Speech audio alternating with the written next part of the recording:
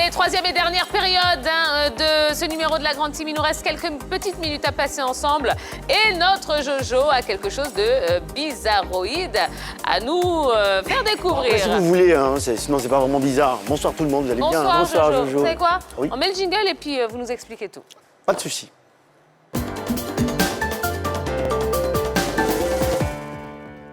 Mais pourquoi vous êtes habillé comme ça? Ah, j'essaie mes déguisements. C'est demain la Noël, non?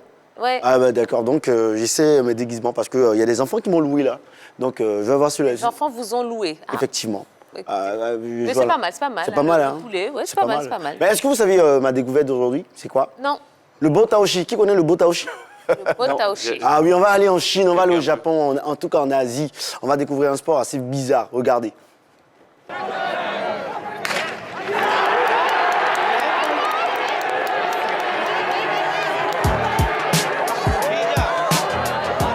Ce sport violent est plutôt spectaculaire.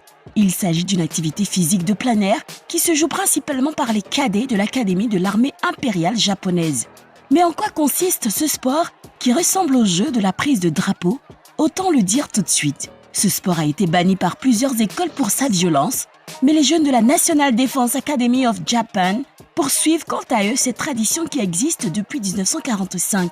D'ailleurs, à l'origine, le botaoshi est une création de l'armée pour entraîner ses soldats. Les règles sont plutôt simples et heureusement, car il s'agit vraiment d'un sport de bourrin, comme dirait l'autre. Néanmoins, celui-ci a le mérite d'être plutôt marrant à regarder. Le botaoshi oppose deux équipes de 150 joueurs qui se séparent chacune en deux groupes de 75. Sur un terrain se déroulent donc deux batailles simultanément pour la prise et la sauvegarde d'un genre de mat placé à la perpendiculaire. Le but de chaque équipe est de protéger son mat face aux assauts de l'équipe adverse tout en attaquant également. C'est pourquoi chaque équipe est séparée en deux groupes d'attaque et de défense, avec 300 joueurs sur le terrain répartis sur différentes zones du terrain. Autant dire qu'il a du grabuge. La règle stipule que l'équipe gagnant la partie est celle qui parviendra à faire pencher le mat de l'équipe adverse à au moins 30 degrés en partant du sol, une règle qui avait changé en 1973 puisqu'à l'époque, seuls 45 degrés étaient suffisants. Pour protéger son mat, chaque équipe plaçait 75 joueurs tout autour de ce dernier, avec une base consolidée et un joueur en son sommet, le pauvre.